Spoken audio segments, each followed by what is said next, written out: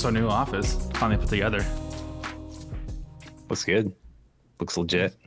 Thanks. It's meant to be classy. It's meant to reflect the things that I am not. Compensating. We don't have any artwork up though, so like there's nothing on the walls, and I don't know if we're gonna be able to hear the echo in the podcast. So, but it looks it feels nice. It feels good to be actually in here and actually able to do things.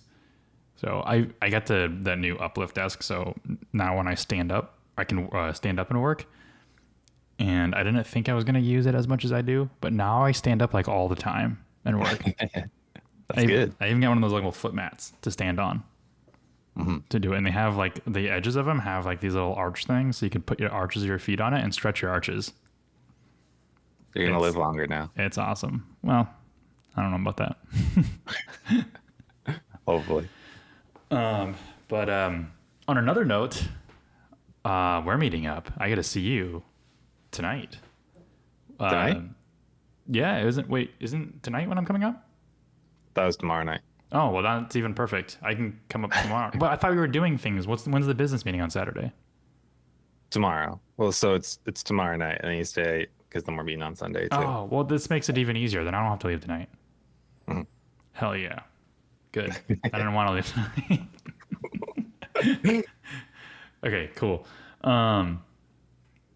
No, I don't know how to transition to this. So, welcome to our what? That's what we got. Yeah, that's what we got. We're man. both. I know. It's probably like I'm so low energy right now. My week sucked, so I'm dead here. I'm trying to give something, but I got very little to be hyped about. So like I gotta get it in my head. Like, let's go. Here we go. We're talking. We're gonna get people excited about stuff. But you know, I like if my life is a phone, my battery is at like 15% right now. Yeah, So. I think I'm like at 20%, but it's charging. I just now that I actually have a place to actually come in and work, I can have my little battery charger, and that's fine. But also, I'm just in the middle of switching gears because my whole mind, like this entire week, was like, I'm leaving Friday night. And then so like everything's been like a mad rush to get things done around the house and like prepare everything. And so now I'm like, oh, it's better than I thought. You got more time, bigger window. Yeah. Yeah. Anyways, welcome back to our podcast, Everbros. I forgot the name of it for a second, but welcome back to the Everbros podcast. I believe this is episode 19. Watch me be. No, it's not. It's 20. Oh, It's 20. I was about to agree with you wholeheartedly. Like, yep, Here we are. This is 19. So we planned that episode 20 is going to be saying no to both prospective clients and current clients. So at some point, you're going to come in your business where you have to be able to say no to certain things and really focus in on the services that you offer and then what the scope of each of those services is. You're always going to have clients that push back on you and ask you to do more work than what you've agreed to do.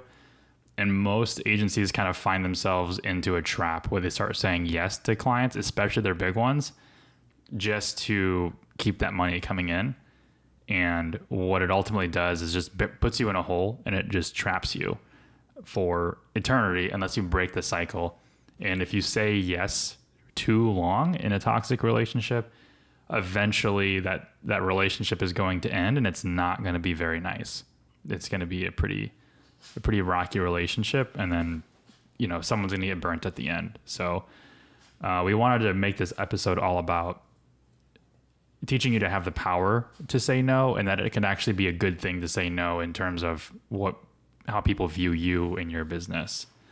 But although probably the first thing to point out is that if you are new and early on, that you don't get the luxury yet of saying no. Yeah, you've got to build your portfolio kind of a little bit. You can't just say no, like, because that's going to get you nothing. Mm-hmm. You got to say yes to the opportunities to learn. Especially if you have nothing yet, and you're like, well, I got to make sure my first opportunity is the right one. It's like, no, you just need opportunity. You need something to even begin going off of. and to start with before you can get to that point where you can say no. I think I think that continues on uh, as you grow a team, and then you start to think about them, and you think you have to balance the well, people got to get paid, they got to make money, people need to make a living, but their jobs can't be abusive. they can't they can't hate their lives. So there's a delicate balance once you get later on, and it's more than just you to what work do I say yes to because we need the money and people need to make a living, and how much can they take before they're so unhappy that they don't want to deal with it or cope. Um, but that is again a later issue, and if it's just you early on, you're volunteering to get beat up emotionally because that's part of the trials and tribulations of doing this. And it's a learning experience too. Like when you're able to say yes, or to when you're able to say yes at the very beginning and actually learn things, and put the extra work in to be able to learn that stuff, to be able to say no, here's why. But also when you start adding employees into the mix, they're not going to be comfortable saying no to anything a client says. So Yep. if you breed this culture of yes, and your employees or your partners see that, then you're basically going to be putting them in a hole too, and putting them in an unhappy work environment. So like the agency that Cody and I used to work at together, it was a very yes environment. Yes, we'll figure it out. The client wants to do something new. And like, I think Snapchat was new back. Oh God, we're aging ourselves. So Snapchat was new back then, and advertisers wanted to run Snapchat ads. And we're just like, yeah, we'll figure it out. But nobody in the department knew anything about Snapchat. So here we were just figuring things out. And it, a lot of times it didn't end up well. So, but Cody, there was a situation where recently we did the same thing. Like someone asked us to do it, and we're like, we're not prepared to run ads in that. And I can't remember what it was. It might have been Nextdoor. I think that was it. Yeah. Because there's kind of multiple reasons. One is so we want to get set up with an agency there and then be able to position ourselves to run multiple accounts as would be ideal for somebody like us as opposed to just like an individual advertiser. But also we know we want to dedicate the time to figure it out and to do it well. I offended somebody once What? No way. At previous agency because I said this will be like outing myself a little bit too, but I don't really care because this is my opinion on it. I said I'd like to learn. I think I just phrased it like this: how to run Facebook ads. And what I got back is, well, I know how to run Facebook ads and I can teach you. And my response was, I didn't say it quite like this, but it was basically, oh yeah, no, I know the very basic fundamental logistics just as well as you as how to create a campaign and run shit. But I mean to make things convert at a crazy high return on investment and be extremely profitable. That's what I mean when I say how to run Facebook ads. So when we start exploring like new advertising tactics and things like that too, that's the mindset I'm going in with. It's not how to do the logistics of it. Cause like, yeah, no shit. It's not hard to just go and figure it out yourself, how to do the very basic minimum and then go pitch it as a service that you can offer because you can do that. Anybody can do it. It's not hard. But to come in and say, no, I know how to do this better than everybody else, how to make it convert better.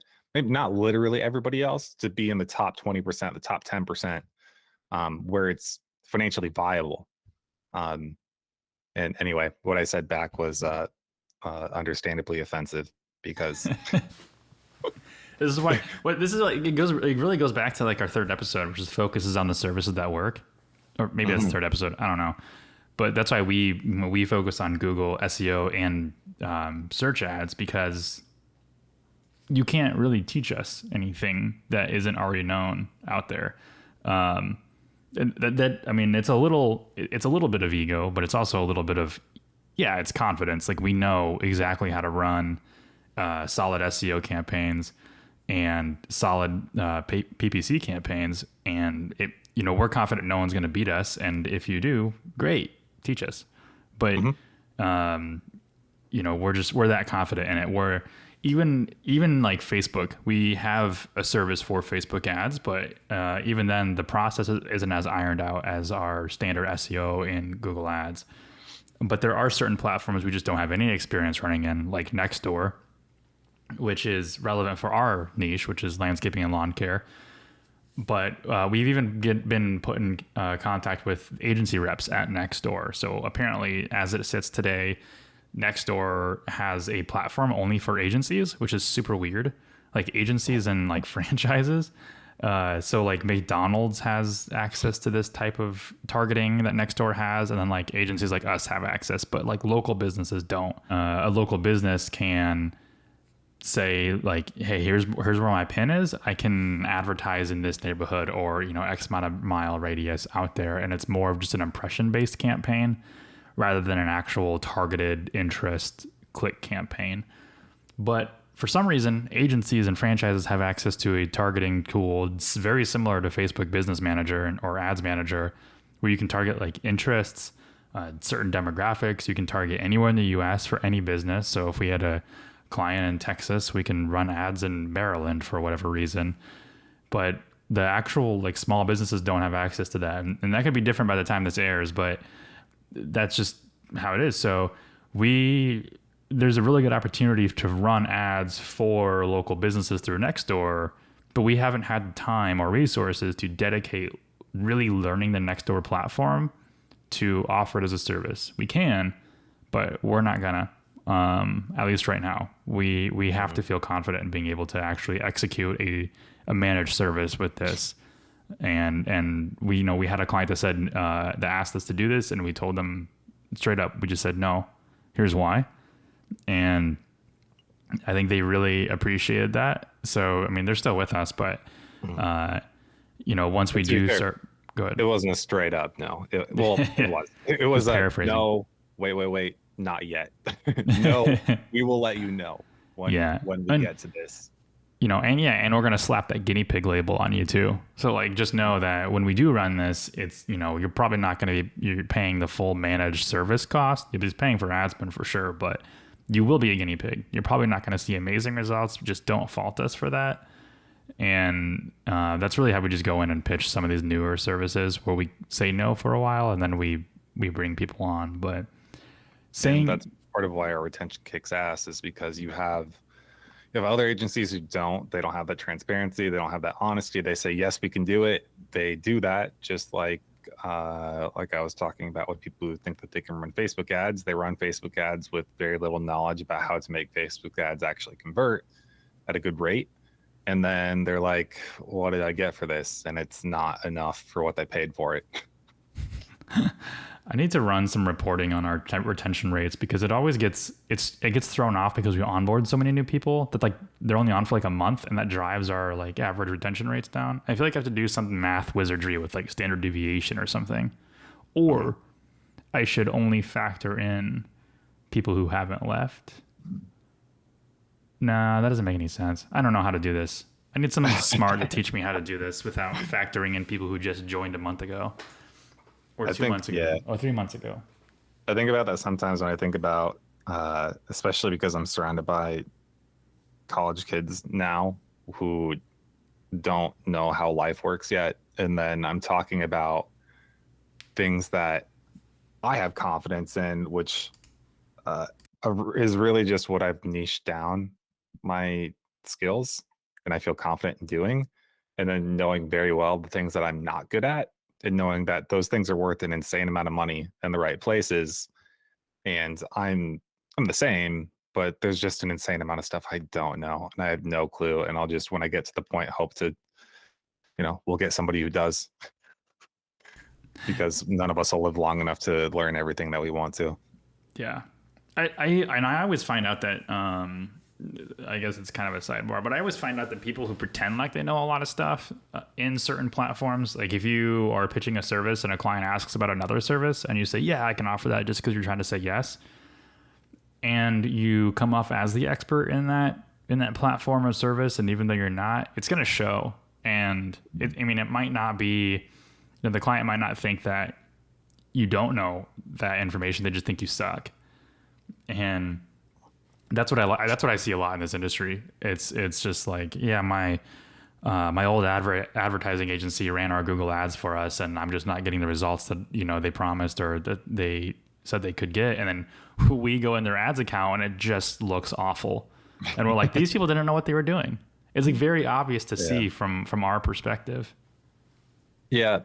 I think something that people, I never see this explained well anywhere, but I think it's very important to think about it, consider. And I think about it now, especially lately, because, well, multiple reasons. One, I just looked at my stocks today and was depressing because everything is tanking.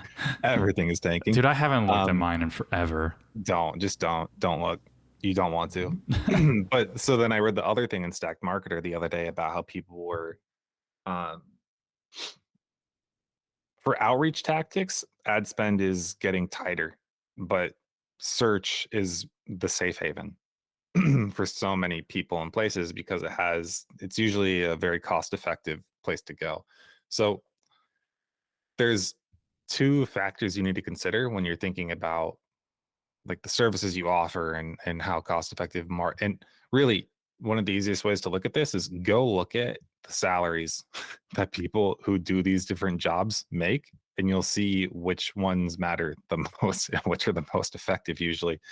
So like search marketing is super cost effective most of the time. There are exceptions. I would say like lawyers are especially one where they've become so competitive and saturated where it's become very difficult for especially smaller lawyers to do it in a cost-effective way. But so deeper in the funnel you go, usually theoretically the lower cost per acquisition you can get. Now, when a platform gets too competitive and they're expensive, then it can get to a point where it's no longer fiscally viable. I'd say that lots of businesses have hit that point with Google now at this point. And I'd say probably e-commerce, especially, not all of them, but if you're running tight margins. So when you run into that situation where, okay, well, the deeper things in the funnel aren't working because I can't make them cost effective, then you have to start going up. Now, usually when you go up the funnel, it's harder to convert people, but the reason, or as a consequence, it's cheaper. Like what you're paying to get for traffic is cheaper because they know it doesn't convert quite as well. So the next step then is, well, if you are in those places and it's competitive still, so even if it is cheaper, but it's still too competitive that you can't get those things. Next one is, okay, well, what are emerging platforms? Where are the new people coming from? What about TikTok? What's the next TikTok?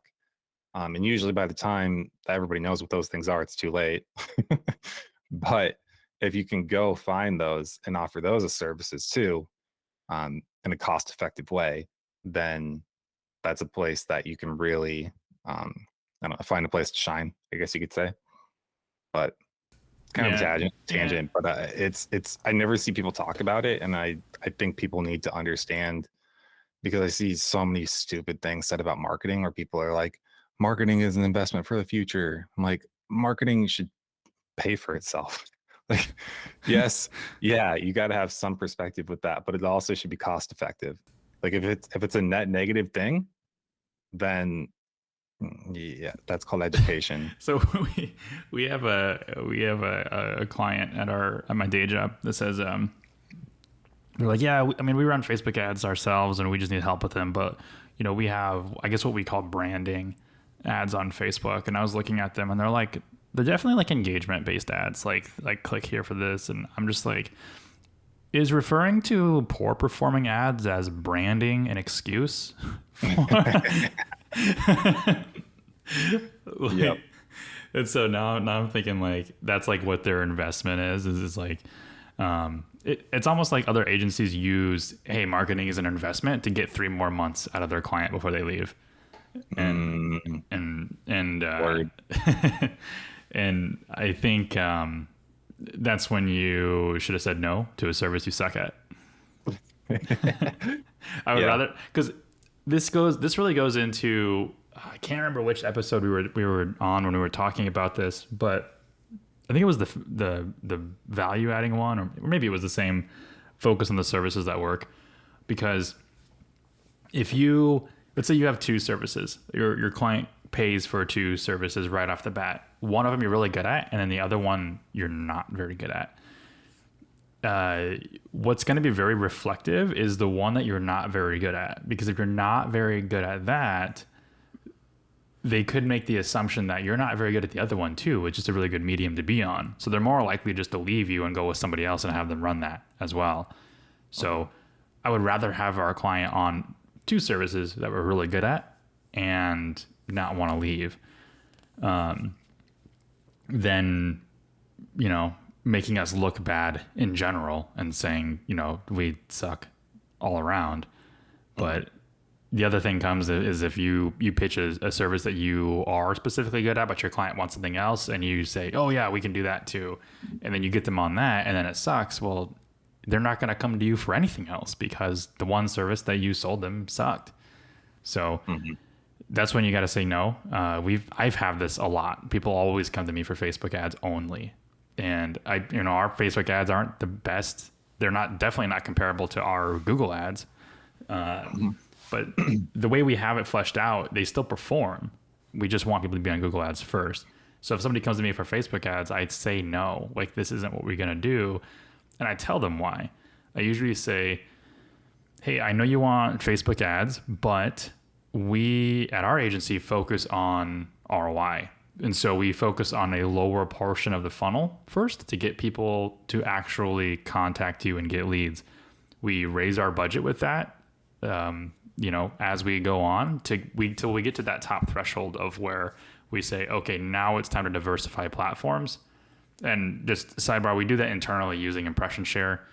As soon as we get to a certain impression share threshold, then we consult with our client and say, okay, now it's time to move to like Facebook or move to, what are the other ones? Google Discovery or YouTube ads or things like that before going on to social. So we say, hey, I know you want social, but we shouldn't start there if leads is what you really want. If leads is what you really want, we should focus on search engine. And then 9 times out of 10, that switches their perspective from wanting social media services to wanting our Google ad services. Because at the end of the day, they don't want social media services or ad services. They just want more leads. So how are you going to provide that? And saying no can also be an opportunity for consultation. Yeah. There's lots of times where we tell people no when it relates to ad spend, just because they're not well informed on what they think is realistic or can be accomplished. Because I think a lot of times we have this talk about people think growth will be linear. Like I'll put X in and then it will scale proportionally. It's like, well, unfortunately, Google doesn't quite work that way. If you put more in, it's going to be more expensive because it is an auction. So that's another thing. But another though that I had was more emotional and why people should say no, which is just why are you doing this? Why are you an entrepreneur? Why are you running your own business? Because I think if it's because you're unemployable, you would consider yourself in that category, then you don't have as much of a luxury of saying no. You have even less of a luxury of saying no because you're putting yourself in that place. And I have mixed feelings on some of those people who feel that way, because I think sometimes they use it as a crutch or an excuse to say that they don't play well with others just because they're not emotionally developed. So they yeah. But it okay, so that's one group. But the second is if you hate your job and that's it, you're just the kind of person who's like, look, I don't love my job right now. I could do it, but I would much rather be doing this. Then every time you say no should be moving the business in a direction where you want it to be going. That's why you're doing this. If you're saying yes a lot or all the time and it's pushing your business in a direction that you're also going to hate, why are you doing this at all? Dude, Just go. I love What? that, because it's like, because that's the thing. Like we mentioned this before, and other people have mentioned this all the time, which is like if you're just in business for the money, it's gonna fail, because Mhm.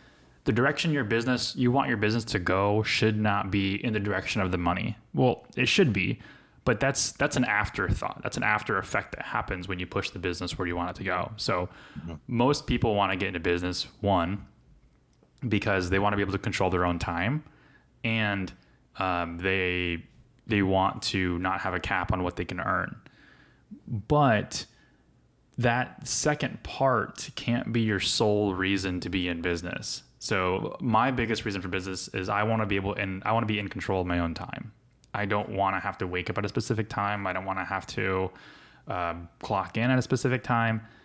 And when I say yes to things that I shouldn't be, or that doesn't push that business in that direction, I now have to do the things that I set to create this out business against. So I now have to wake up at specific times to have weekly meetings with a client at 8 a.m. That's not how I want to operate. And Mhm. but yeah, sorry to interject, but like you hadn't illustrated that concept to me before, and I like it. Yeah. It, yeah, I think everybody should think about that though. It's just every time that you say yes or no, just think about, is it moving the business in the direction you want it to be going in? Because especially when you're small, especially when it's early on and you're the one dealing with all the consequences of your direct decisions and choices, you're immediately dealing with the brunt of that. Later on, not saying this is great, but I know people will do it because they get greedy, because they want more of the money. It's, well, I can say yes, and then it's not actually my problem because I can just hand it off, and then somebody else has to deal with it. So, you know, I'll take the paycheck, they deal with the consequences, and there's not really that much of a immediate impact on me personally as far as the business goes. Now, I would argue that there is long-term consequences to having your team be unhappy, to having to deal with turnover, to that sort of thing. But It's not in even just your general, team being unhappy. It's also like negative reputation on your business.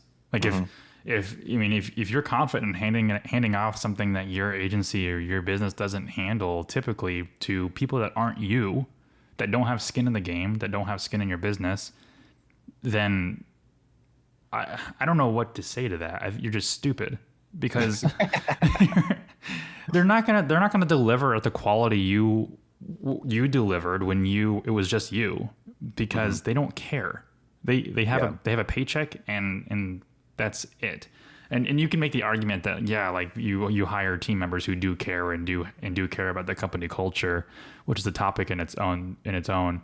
But you have to assume that nobody cares about the growth of the business if they don't have equity.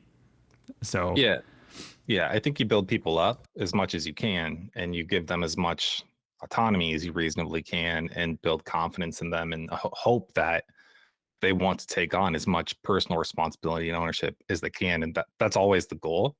But then the flip side too is that even if you build a business that's not a personal brand, you consider yourself disassociated with your business in that your name is separate from it, it's unavoidable that it will be personal on some level, and that it will be some reflection of you. And that's why I joke all the time about shame and dishonor with the minions and even myself. Like I'll just send out anytime I do something disappointing, I'll say like shame and dishonor on me. And then I'll push it onto somebody else too if they mess up. Jokingly, of course, but it's only a half joke because I feel it and I want other people to feel it. And that's because uh, our work is a reflection of us, and there's no way to avoid it, even if we try to disassociate, because the clients, the customers will always come back and be like, well, you're the one doing it, right? So yeah. so this is you. Yeah, at some point, like when you first start out, everything you do is a reflection of you personally. As you get bigger, everything your company does is a reflection of your company. So when you have more hands in the pot, you have more things to go wrong. And if you aren't able to say no to things that don't have processes where you have a lot more control over what can and can't go wrong, then it's just gonna explode for as far as the problems that you're gonna have. Yeah, I think some people are probably scared that saying no is like the worst thing that they can do or the worst thing that can happen to them. I'm like, there's a lot worse. I have so I'll tell you my irrational fear with saying no. When we first started, it's like February 2021 when we just had like a ton of clients just come in and we just exploded. My fear of saying no was if we say no to a client who wants to sign with us, or if we say, so we actually had the biggest no that we had was having a limit on how many clients that we onboarded. I couldn't say no to that because that was something like, hey, no, we know how to onboard people. Like this isn't an issue. It was saying no simply because of internal resource allocation. And that was a concept I was like not willing to concede because it was like, we just need to stretch ourselves thinner. That's all. And it wasn't a concept that I like fully grasped until this year when we put like hard restrictions on it. And we didn't have a wait list in 2021, but we had tons of clients getting mad at us because it was taking way longer to build their site and onboard them than it should have been. So the reason my fear of saying no came from the idea that if I say no to this person, I lose them forever. They are never coming back to us. And I can't be certain of the influx of leads that we're going to have in the future. So I want to act on this now. And I'm very opportunistic. If I have an opportunity, I'm going to take it. That's just who I am as a person. So if someone's saying, I have money, I want to give this to you, and I'm willing to pay for the services that you're offering and not be, not ask for additional services. How can you say no to that? And the reason is because if they really do want to work with you, they can wait. And this has kind of been the notion that we've reflected moving forward, which is if clients don't really care about working with you and they can't wait, then they're not going to be a good client anyways. They're just going to be a pain in the ass. Even if they want to work within the restrictions of the services you offer and everything, the chances of them staying on is going to be pretty low. So as staying on longer than 6 months. But if they are willing to wait for your services, we haven't lost a single client that we put on a wait list this year. The only thing that's happened is they've either scaled back their ad spend because they're getting too many leads, or they didn't start marketing services with us. So they just got onboarded and said, "Hey, I'm growing too fast right now. We're going to put this on hold." And then one time I sold my business. Oh yeah, one of them sold his business. So for a good cool, amount I of guess. money. Congrats. Yeah. But the biggest thing that changed for us beginning of this year was we started saying no. What do we do? We onboarded 2 people at a time. Was that our limit? Yeah, originally was no, 2. It was 2, and then I said we should do 3. I want 3. Yep. And we didn't even have our processes documented. We were just starting to do it like in March or April. And we just finished, I think, this month, right? Early this month. Yeah. I mean, I'd say onboarding is like 95% solid at this point. The only thing that we're still kind of dealing with is I do a final review and I find things still. So we're not yet to the point of me being completely out so that our minions can be entirely self-sufficient throughout the process, but we're getting close to that point too. And that's our dream, right? Is that Jake and I get to the point where Jake signs someone, I send an invoice. I mean, well, ideally even I get to a point where I'm not sending the invoice, but then they build it. They build the whole thing. And then, yeah, we're good to go. But that's something that even if your processes are amazing, there's still only so much that can do, and you will always have to have at least a little bit of nurturing and crafting new people anyway to get to a point where they can do it by themselves.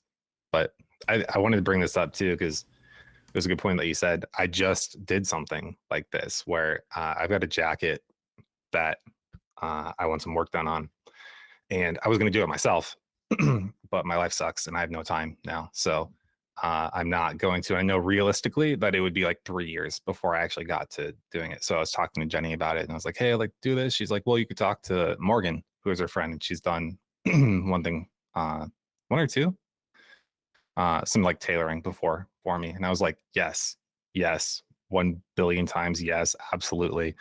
And I just messaged her and basically said something to the effect of, "I don't care how long this takes. I don't really care how much it costs. It's either I want you to do it or I will do it in 3 years from now myself, because I don't really trust anybody else to do it." Um, and that's all there is to that. So I think if you can get to a point where you build that level of trust with people too, of I don't trust anybody else enough to do this. I only trust you guys, and I don't care. I understand that you're busy. I understand that these things take time. Or I understand that you're busy. Here's more money on top of what you already charge. I don't care. Do it faster, right? Like I do that. I offer that a lot. If it's really important to me, just to be respectful, because I understand too. And of course, some of them are just such nice, polite people. They're like, I can't do that. I can't accept more money just to go to the front of the line. I'm like, this is how the market's supposed to work, but I respect that you're a nice human, so fine. But yeah. I no, I get similar notions like that. Like if I want someone to do something and I trust them the way they do it, and I say no, I just want you to work on this, I'll wait. I'll be put on a waiting list. I mean, early this year we had clients we had like a 4 month long waiting list. Like clients would sign on, in February, be like, hey, just so you know, we only accept 3 clients at a time. This is because we value the timeliness of our onboarding period, which is about 30 days. And, we don't want to set expectations and then just not meet them. So we do have a wait list. And unfortunately, the wait list is, I think at the time it was like pushed out to June. So it was like 4 months out. And some people were like, oh my gosh, like that long? I'm like, yeah, yeah, it is. And I know it killed me to say it initially when we had this wait list, but then some people were like, all right, well, put me on it. And I say, okay, 50% of the onboarding cost is due to secure your spot. And, it's non-refundable. So a lot of the times they did it. And I was like, wow, they really want to work with us. But if they don't really want to work with you, then they're not going to wait that long. And they'll go find somebody else, and that's fine. We'll see you next year when your results suck. Yeah. There's also, I mean, the other scenario that people play out is I charge more. That way we can move, we don't have to take on as many accounts, but we'll make more money. And then I think that when you do that, sometimes you deal with the situation of I paid this much for this and it wasn't that good. So yeah, there's just kind of pick your path and see how you're going to play it out, what you feel good with. Yeah, that'll hurt your ego a little bit. Mm-hmm. We've only had a couple times where clients were like, we have our template site and like our templates, or our template sites, I should say. And that's how we can build like 11-page websites relatively quick. So 30 days is relatively quick. Sometimes you're looking at like 4 to 6 months to produce a website that's totally custom. But ours are built off of templates. So we customize the content and the images and all the links and everything like that. But we've had a couple of clients who are bigger, a couple million in revenue. They'd come to us and say, your guys' stuff just looks very cookie cutter. I'm like, oh, hurtful. And then we have other clients who are like, this site looks amazing. And I'm like, it's good. It's just, I don't know if it's amazing, but it's good. But it's the couple that are like, they're just like really templated. And I'm like, all right. So we're building a custom website right now, and it slaps. Like it kicks ass. But I feel like every custom website we build always looks so good. And I don't know. Yeah, and they pay for it too. I mean, I don't know. Some of them understand that. I think, I don't know. There's such a variety in this industry of expectations and prices and whatnot too. But I mean, it's very easy to go to people who are like, I want a custom 3K website. I'm like, okay, buddy, go find it. Our last custom website, we charged about 7K for it. And because typically our onboarding costs it starts at 2,500, and then for the template sites, I think you can go up to I think the highest one that we've done from the template site is like 5K, just shy of that. But a custom site, I think we charge $7K for it. And I was just looking at our labor hours in ClickUp, and we're already at like 90 hours. So like it should have been minimum 9K already. And we haven't even gotten to the ads campaign yet. So yeah. And we kind of knew, I mean, that's a risky take when you are looking at larger projects that you're growing into more frequently. It's just, okay, well, we might mess up a little bit and then we'll readjust and figure it out later. Yeah. But I'm just glad we didn't charge like our template rates though. Like when we started doing custom sites, we didn't get burned on our first custom site. We knew we were in for some work, but we were able to charge a lot more for our next custom site. And we're still kind of undercharging for what we're putting into labor. So being able to come back to the prospect and say, yeah, if you want a custom site, it's going to be this. And then you play the game of being like, okay, well, is it going to be worth it to them? Like the actual visual finished product, is it going to be worth 10K? And that's something that we struggle with internally because we're not a design agency. Marketing agency first, design second. So hopefully we can hire someone relatively soon that has a lot of website design experience that we can come back to and say, yes, we're confident we can build you a nice looking custom website that meets all your needs. It's also 15K. it meets your ego most likely, because that's usually what it comes down to with design is they're like, I want it to look like this. I'm like, is it worth that much money? Do you think that how it looks is going to give you the numbers that you want in return? But some people, once you get big enough in business, you just don't care as necessarily as much about the direct money costs, and you just start thinking emotionally more. But yeah, but you can do that because you got FU money, so that's what you do with it. There's gonna be a point where we come to our podcast episodes where we just start swearing and just like, we're too lazy to cut that out. I'm too busy cutting out Cody's and.